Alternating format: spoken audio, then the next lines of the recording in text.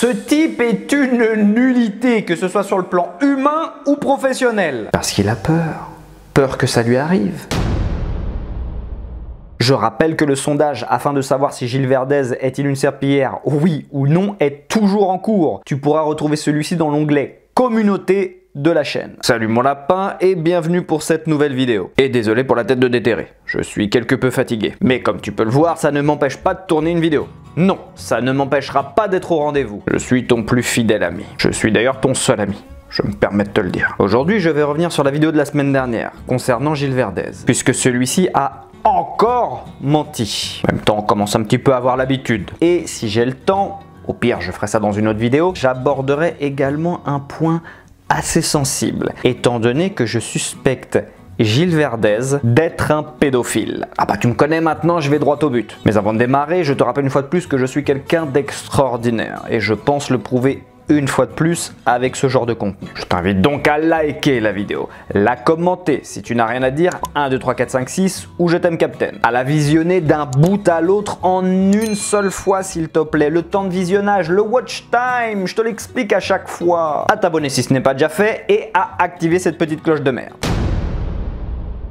Pour démarrer la vidéo, je vais te lire un commentaire que m'a partagé Johanna la semaine dernière. Du coup, sous ma vidéo intitulée Gilles Verdez pète un câble en direct dans TPMP. J'aime aucune personne sur le plateau de TPMP. Mais oui, il y a une dame qui a fait de la garde à vue pour un salam alaikum à des ouvriers. Une voisine a appelé la police. C'est fou, mais fais des recherches aussi un peu.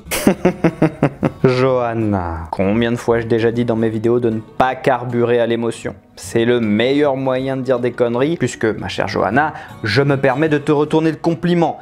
Il aurait été intéressant, avant de me laisser ce commentaire, que tu fasses toi-même des recherches. Car effectivement, c'est une fake news. Et oui, en même temps, c'était un peu gros quand même. C'est d'ailleurs pour ça qu'effectivement, sans même me renseigner au préalable, j'avais tourné les propos de Verdez au ridicule. Je pensais que c'était une simple manière de parler, étant donné que Gilles Verdez raconte de toute façon tout le temps des conneries. C'est pour ça que ça ne m'était absolument pas venu à l'esprit de faire des recherches là-dessus. Car, à ce que je sache, en France, il est encore autorisé de parler l'arabe. Mais j'ai donc suivi son conseil et j'ai fait des recherches. Ce qu'elle aurait dû faire, puisque, comme je te l'ai dit plus tôt, c'est effectivement une fake news, bien sûr, c'est évident. Tu comprends bien maintenant, Johanna, pourquoi est-ce que tu passes pour une parfaite abrutie, hein, puisque quand on dit à quelqu'un de faire des recherches qu'on n'a soi-même pas faites, forcément après, difficile d'être crédible. Alors, je ne vais pas te lire l'intégralité de l'article, non, ce serait trop long et chiant. Mais comme d'habitude, tu as toutes mes sources en description de la vidéo. Là, nous avons un article de Libération qui revient donc sur cette histoire. Une femme a-t-elle été placée en garde à vue pour avoir dit salam alaikum à des ouvriers dans son immeuble? L'article nous explique que tout aurait démarré suite à un tweet de l'avocat Nabil Boudi. Cliente placée en garde à vue ce matin car sa voisine l'aurait entendu dire salam alaikum à des ouvriers dans l'immeuble. La voisine porte plainte, client placé en garde à vue, demande d'explication à l'OPJ. Avec le climat actuel, nous ne pouvons pas prendre de risques. Garde levée. Par la suite, l'article nous explique que tout ça n'est que du bullshit. L'avocat s'est permis de faire de sacrés raccourcis, voire même de mentir. En tout cas, moi je te relate ce qui est écrit dans l'article. Contacté par Check News, le parquet donne une version différente, affirmant que la cliente de Nabil Boudi a été placée en garde à vue pour des propos allégués par la victime. Propos différents de ceux cités, en l'occurrence salam alaikum, et qui ont pu motiver un placement en garde à vue pour menace de crime à raison de la religion. Le parquet n'a pas détaillé les propos allégués par la plaignante. La même source indique qu'une procédure visant la cliente de Nabil Boudi a été ouverte le 13 octobre 2023 suite à une plainte déposée à Rueil-Malmaison et précise que la suite des investigations a conduit à une levée de la garde à vue pour poursuite de l'enquête compte tenu des déclarations de la mise en cause. Dans la suite de l'article, si tu prends connaissance de celui-ci, tu pourras constater qu'à aucun moment il n'est mentionné le fait que cette femme est partie en garde à vue parce qu'elle a tout simplement dit salam alaikum. Je vais te le relire, si elle a été placée en garde à vue, ça n'a absolument rien à voir avec ça, mais plutôt pour le motif de menace de crime à raison de la religion. Alors après, à savoir si c'est vrai ou non, la justice tranchera. Et moi j'en ai un petit peu rien à foutre, c'est pas du tout le sujet. Ce qui là en l'occurrence nous intéresse, eh bien c'est que c'est donc une fake news, que vous êtes d'ailleurs beaucoup à m'avoir partagé en commentaire. Mais ça ce n'est pas grave. Non, par contre ce qui est un peu plus dérangeant, c'est que Gilles Verdez partage cette fake news dans TPMP devant des millions de personnes, sachant que cette pâte à modeler a tout de même le rôle du journaliste d'investigation dans l'émission. Et là, peut-être que tu t'apprêtes à me dire dans les commentaires « Non, non, à la base c'est un journaliste sportif ». Oui, À la base, dans l'émission, tu te rends bien compte qu'il ne parle jamais de sport. Il fait office du journaliste d'investigation, puisqu'à chaque fois qu'il y a des disparitions, des meurtres, des agressions, Cyril Hanouna se tourne vers lui pour avoir de plus amples informations. Il est donc le journaliste d'investigation de l'émission. Et bah excuse-moi, mais ça la fout mal, sachant qu'il n'en est pas à son coup d'essai. Oh non, il s'est déjà vautré plus d'une fois. Non seulement d'avoir déjà menti au sujet du palmarès de Soria Bonali, puisqu'il disait que la France était raciste et qu'elle plaçait systématiquement Soria Bonali à la seconde, troisième ou quatrième place lors des compétitions de patinage artistique, ce qui était totalement faux. Et pourtant, lorsque l'on regarde dans la ligne championnat de France, on peut voir 4e place, puis première place, première place, première place, première place, première place, première place, première place, première place, première place, deuxième place. Tableau Grand Prix ISU, Trophée de France, 7e place, première place, première place, 5e place, première place, première place, première place, 3e place. En sachant aussi qu'il est totalement passé à côté du fait qu'une nana qui avait participé à une émission de télé-réalité qui s'intitule je ne sais plus comment. Suite à son passage, il l'avait donc invité sur le plateau, ils avaient trouvé sa personnalité géniale et il l'avait donc embauchée en tant que chroniqueuse. Elle n'est pas restée longtemps, elle n'a vraiment pas fait long feu. Sauf qu'en fait, cette nana était une comédienne. Son passage dans l'émission de télé-réalité était monté de toutes pièces. Il y a beaucoup de gens, je le dis, qui vous ont accusé d'être une comédienne. Ouais. Et ça monte encore sur les réseaux sociaux. Qu'est-ce que vous pouvez leur dire ce soir? Vous n'êtes pas du tout une comédienne. Ben, ça veut dire quoi, comédienne? À ce que je sache, personne m'a embauchée pour être comédienne. Hein. Ça veut dire quoi, être comédienne? Ça, par exemple. J'ai dit dernièrement, j'ai rencontré un garçon, c'est vrai. Le gars touche le ciel.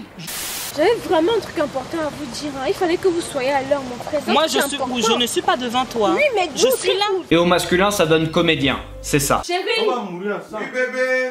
Hey. Oui, bébé, viens.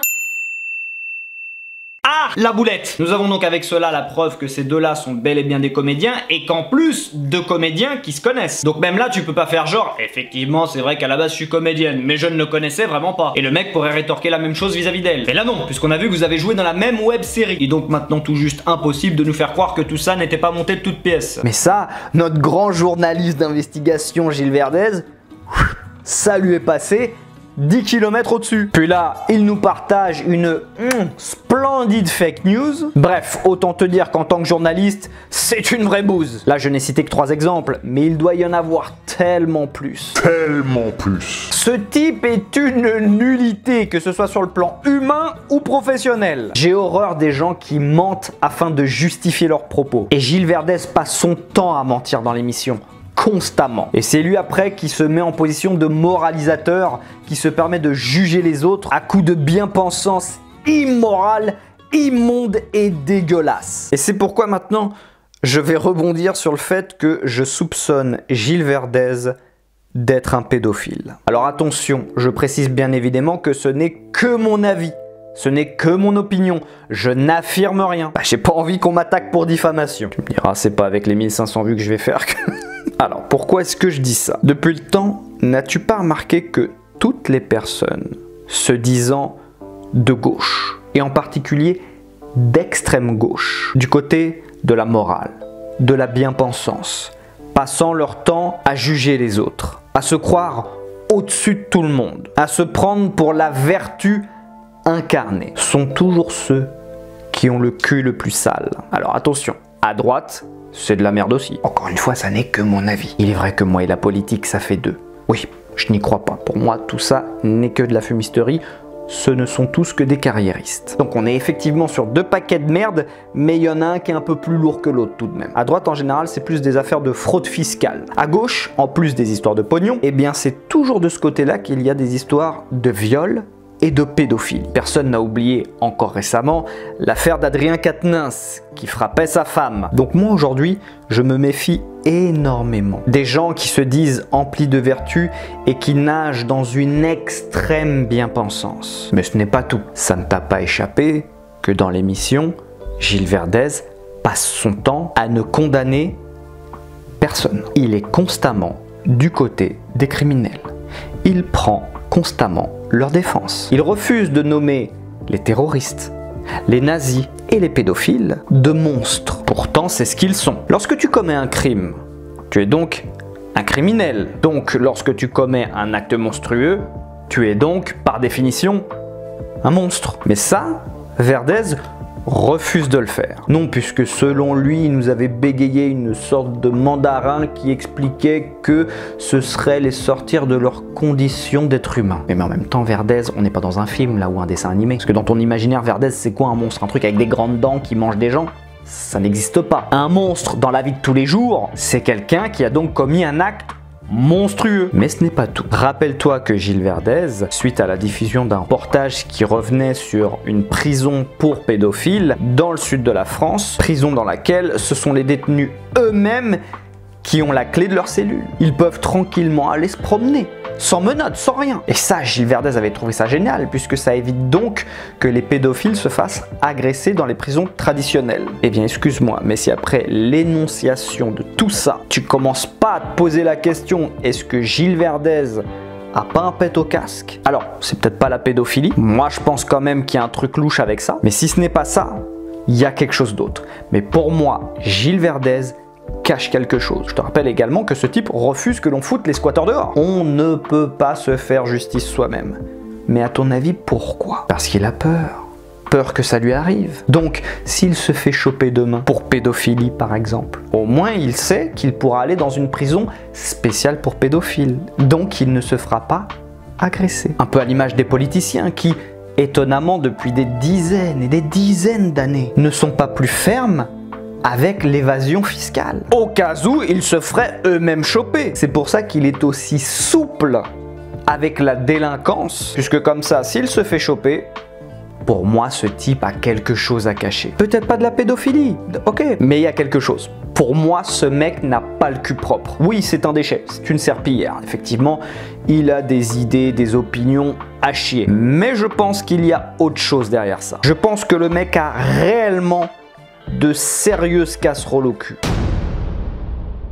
Eh bien écoute mon lapin, j'espère une fois de plus t'avoir diverti, puisqu'encore une fois c'est le but premier de ma chaîne. Si c'est le cas, je t'invite à liker la vidéo, la commenter, si tu n'as rien à dire, 1, 2, 3, 4, 5, 6, à la partager, à t'abonner si ce n'est pas déjà fait et à activer cette petite cloche de merde. Si tu désires me filer un pourboire, c'est en description. Si tu désires découvrir ma chaîne secondaire, c'est également en description. Quant à moi, je te fais de gros bisous et je te dis à la semaine prochaine. Ciao.